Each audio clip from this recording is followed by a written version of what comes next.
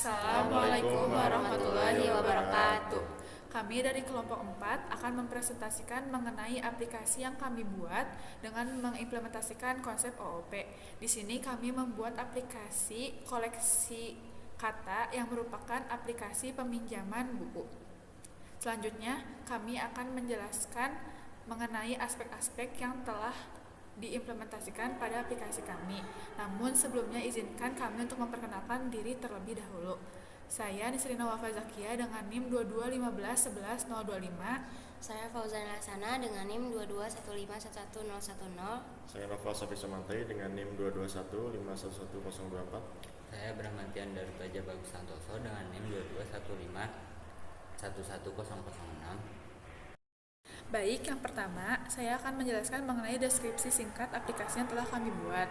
Aplikasi yang kami buat itu bernama Koleksi Kata yang merupakan aplikasi peminjaman buku, di mana di sini terdapat dua role, yaitu user atau pelanggan, yang selanjutnya adalah admin, di mana tugas-tugas admin adalah untuk melakukan atau mengelola data-data terkait data buku, data penulis, data penerbit, dan juga untuk melihat hasil rekap dari order yang dilakukan oleh pembeli.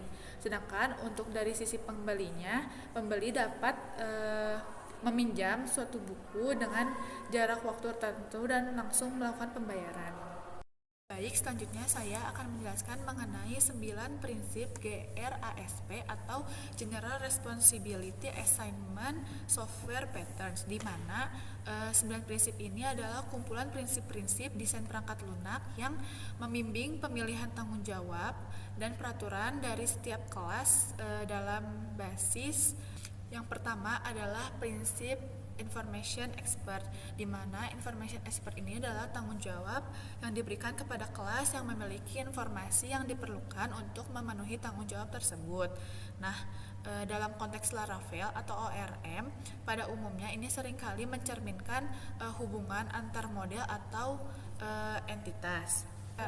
Hasil dari relasi tersebut, ketika kita akan menampilkan sebuah detail buku, tentunya kita juga menampilkan nama dari penulis tersebut. Sedangkan nama penulis itu kan sebenarnya terdapat di model penulis kan, namun dengan adanya relasi tersebut, kita dapat dengan mudah menampilkan nama dari penulis tersebut yang dihubungkan dari buku. Hasil dari relasi tersebut kita gunakan pada saat kita akan menampilkan detail buku, di mana detail buku tersebut mengandung nama lengkap dari penulis buku tersebut. Nah, kita dapat dengan mudah menampilkan nama tersebut dengan menuliskan kode berikut. Nah, jadi dengan adanya relasi tersebut, kita dapat dengan mudah menampilkan nama tersebut hanya dalam satu baris. Sedangkan jika kita tadi tidak melakukan relasi, kita perlu mengambil nama penulis itu di lain tempat gitu. Maksudnya, ketika kita akan menampilkan nama penulis, kita perlu mencari tahu dulu ID penulis yang dalam data buku tersebut tuh berapa. Kemudian kita harus melakukan pencarian di daftar penulis dengan ID tersebut dan mengambil nama penulisnya. Hal tersebut lebih sulit atau lebih panjang prosesnya daripada dengan melakukan relasi. Prinsip selanjutnya atau prinsip yang kedua adalah prinsip kreator, di mana suatu objek A seharusnya bertanggung jawab untuk membuat objek B jika objek A mengandung objek B atau objek A menggunakan objek B. Nah, hal ini dapat mengurangi atau mempertahankan low coupling antar kelas. Nah, untuk implementasinya, saya mengambil contoh antara penulis dan juga buku.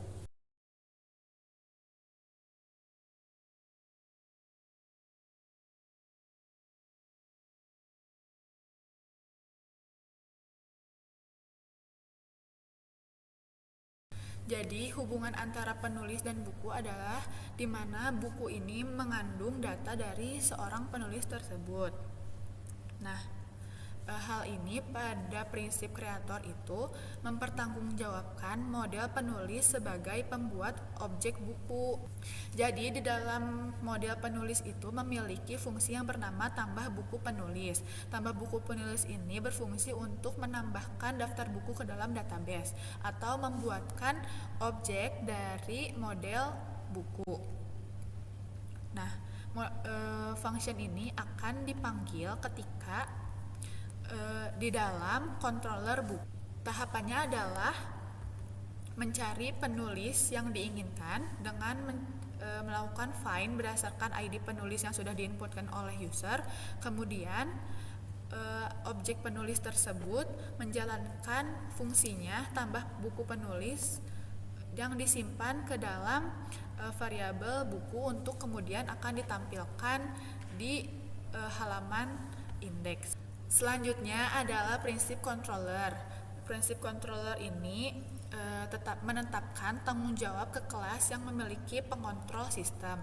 Nah, kelas pengontrol sistem ini bertanggung jawab untuk menangani input dari pengguna, mengatur alur kontrol, dan berinteraksi dengan model dan juga view. Jadi controller ini menghubungkan antara view dan juga model pada konsep MVC pada Laravel. Di controller ini kita dapat mengolah data untuk melakukan perubahan pada model, tapi juga kita pada controller ini juga bisa untuk mengarahkan ke halaman tertentu. Perkenalkan, saya Brahmantia. Pertama saya akan menjelaskan kontribusi apa saja yang saya kerjakan.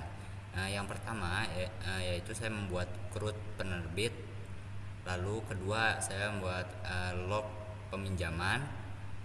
Ketiga saya membuat ekspor log peminjaman menjadi format Excel menggunakan mat website.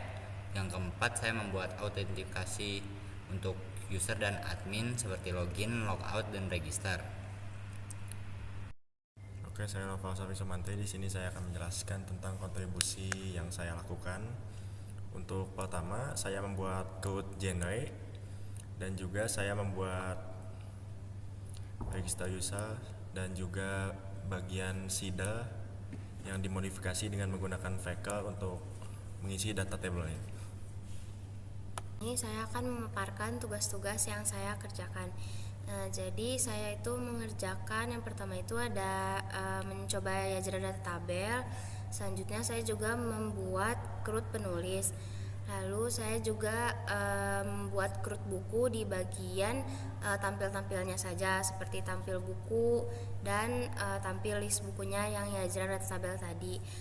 Selanjutnya saya juga mengerjakan membuat landing page. Lalu saya juga mengecek apakah exception di semua controller itu sudah benar atau belum, dan jika belum ada saya tambahkan.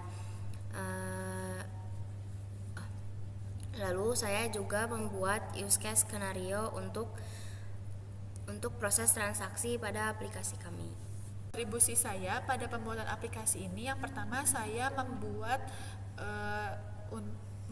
tambah buku pada sisi admin, kemudian saya membuat CRUD peminjaman buku mulai dari menampilkan daftar buku pada user, kemudian menampilkan detail buku pada user, kemudian untuk proses peminjaman yaitu mulai dari input data peminjaman, kemudian menambahkan data peminjaman ke dalam database, kemudian menampilkan daftar peminjaman dari user tersebut.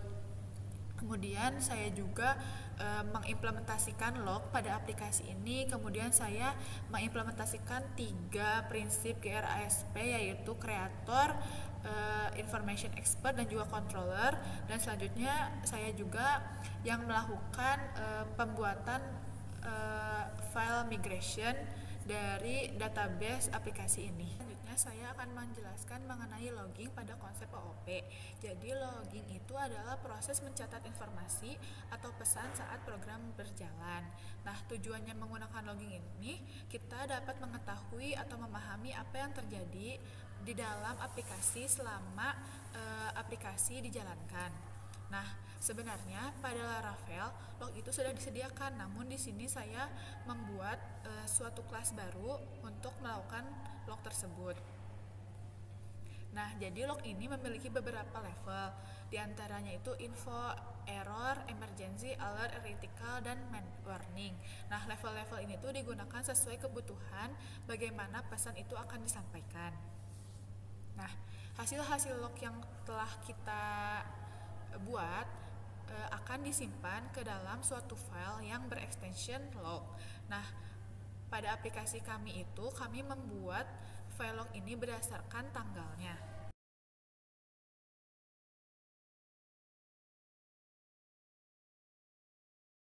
Oke, di sini saya akan menjelaskan dummy data yang saya buat sebanyak 1000 buah untuk mengetes data tabelnya. Dan untuk dummy-nya sendiri yang saya buat adalah histori peminjaman di sini. Ya, ini menggunakan VK. Untuk tanggalnya sendiri tidak bisa melebihi dari 7 hari ke melebihi tanggal pengembalian. Dan untuk statusnya ada 2, yaitu sudah dikembalikan atau belum dikembalikan. Untuk pilihan banknya BCA, BSI, BRI. Dan ID buku tidak bisa melebihi 10, ID user juga tidak bisa melebihi 10. Di setting demikian. Oke, dan untuk hasilnya dan data dummy yang saya buat satunya lagi adalah untuk penulis.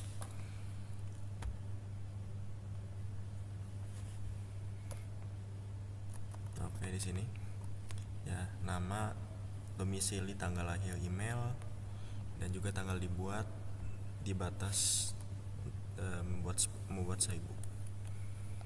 Seperti ini tampaknya.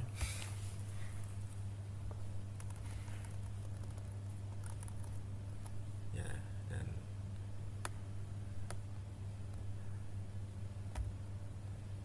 ya, 1000 entry di sini.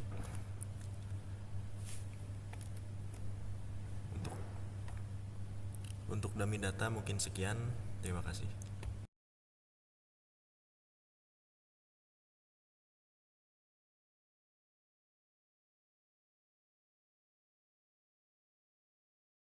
Selanjutnya, saya akan menjelaskan bagaimana mengenerate suatu laporan dengan menggunakan format Excel. Untuk mengenerate laporan dengan format Excel ini saya menggunakan Mat website. Mat website itu sendiri adalah nama dari sebuah package pihak ketiga untuk bahasa pemrograman PHP.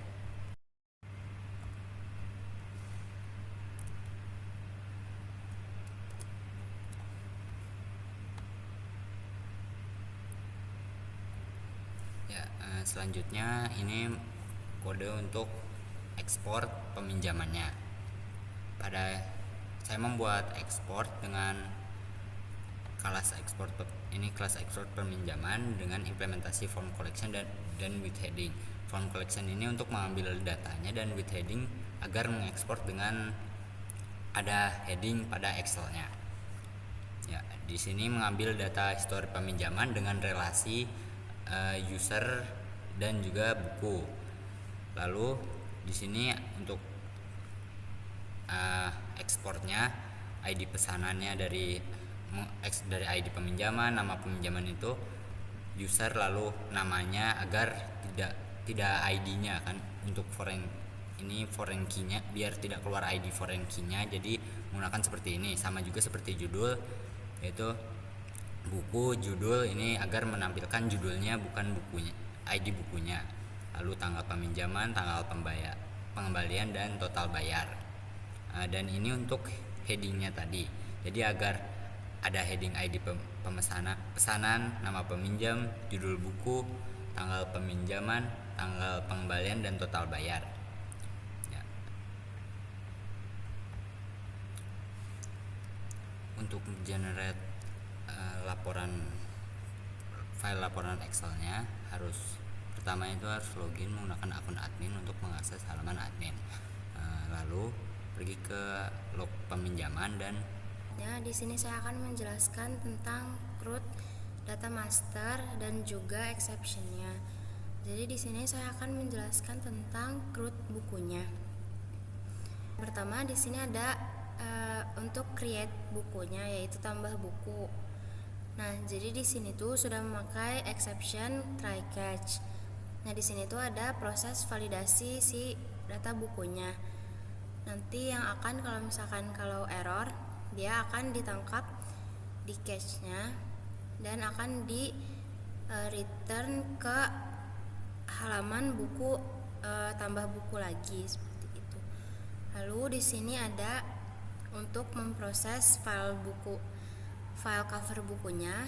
Di sini ada melakukan proses pengecekan untuk file bukunya sendiri. Setelah itu baru dapat dimasukkan ke dalam database data buku. Selanjutnya di sini ada untuk menampilkan list buku di admin. Ini menggunakan Yajra data tabel. Selanjutnya di sini ada function etalase buku. Etalase buku ini untuk mengambil data-data yang akan ditampilkan di dashboard user. Selanjutnya di sini ada etalase detail. Ini tuh untuk menampilkan detail buku di user. Nah, selanjutnya ini ada function ubah buku.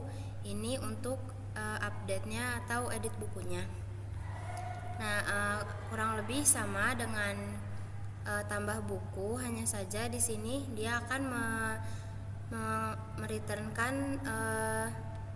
mereturnkan data buku sebelumnya seperti itu. Di sini ada try catch-nya sebagai exception. Lalu di sini ada validate-nya. Ada pengecekannya untuk file-filenya.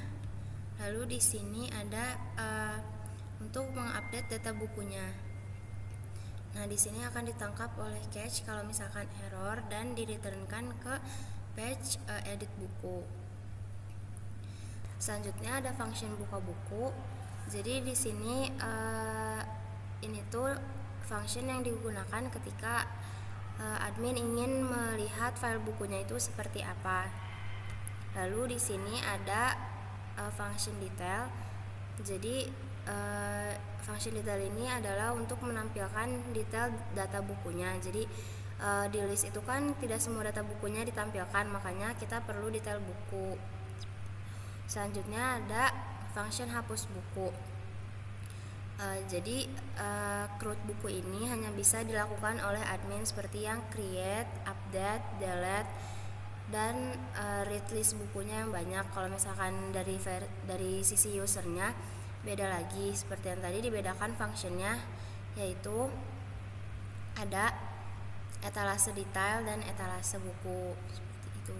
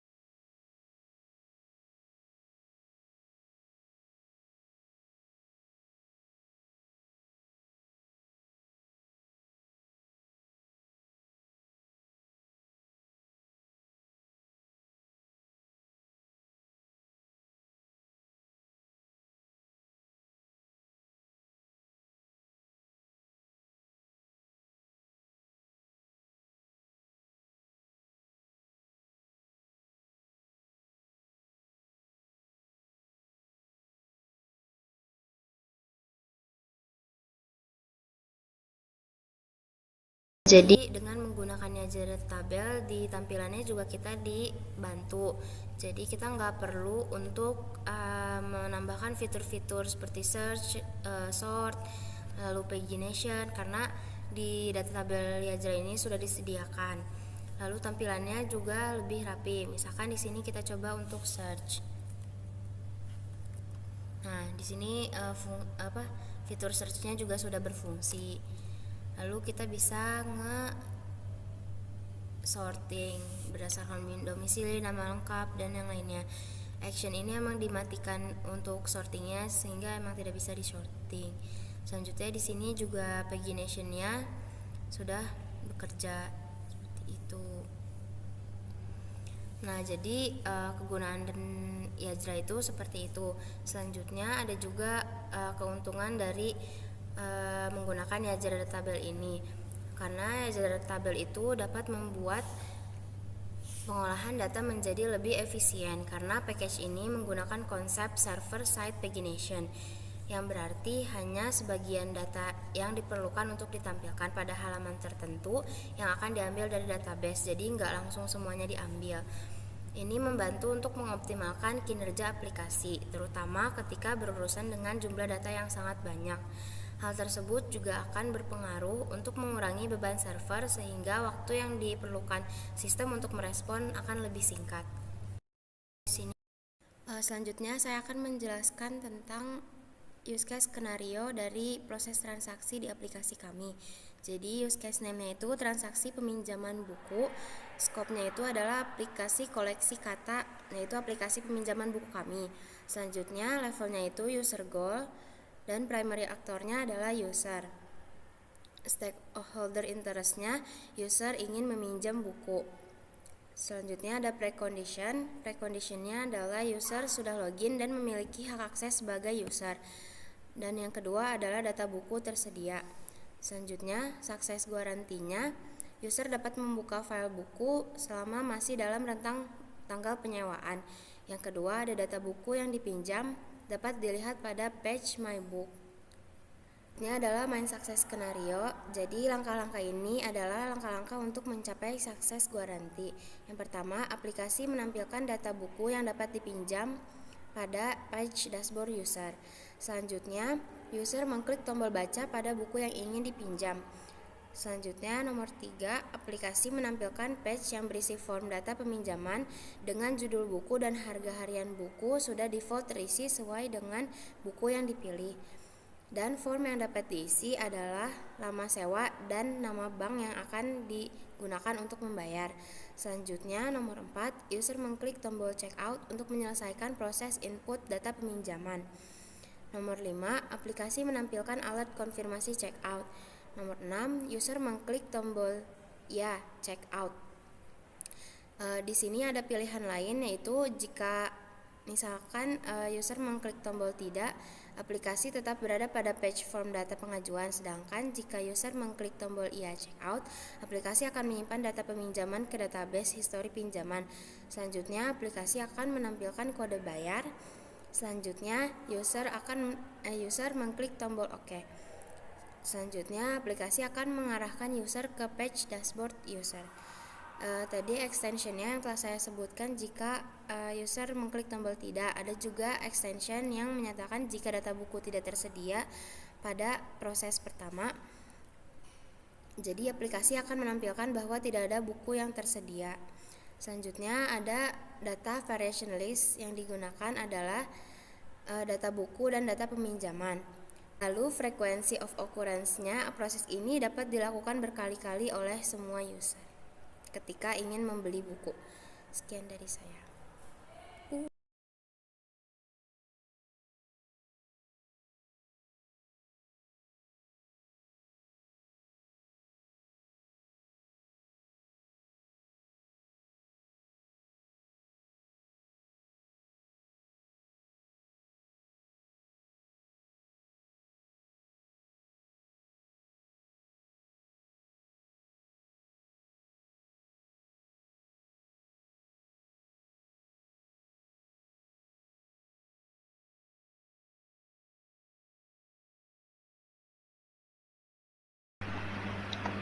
Dan jika login menggunakan akun user, maka otomatis akan masuk ke halaman user. Untuk registernya sendiri, ini akan otomatis membuat akun user. Contohnya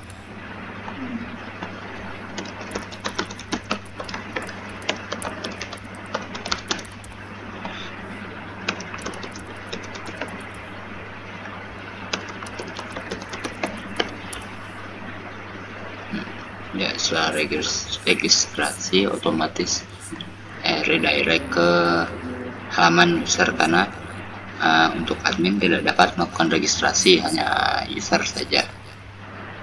User itu tampilannya seperti ini.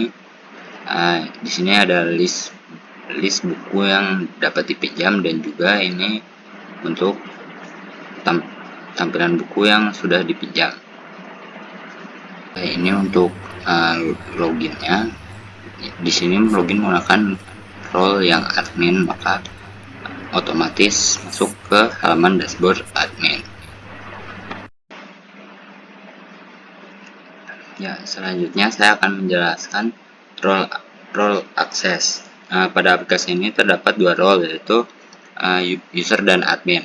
Pada role admin dapat melakukan kelola akun, kelola buku, kelola genre, kelola penerbit, kelola penulis, dan juga untuk melihat log peminjaman.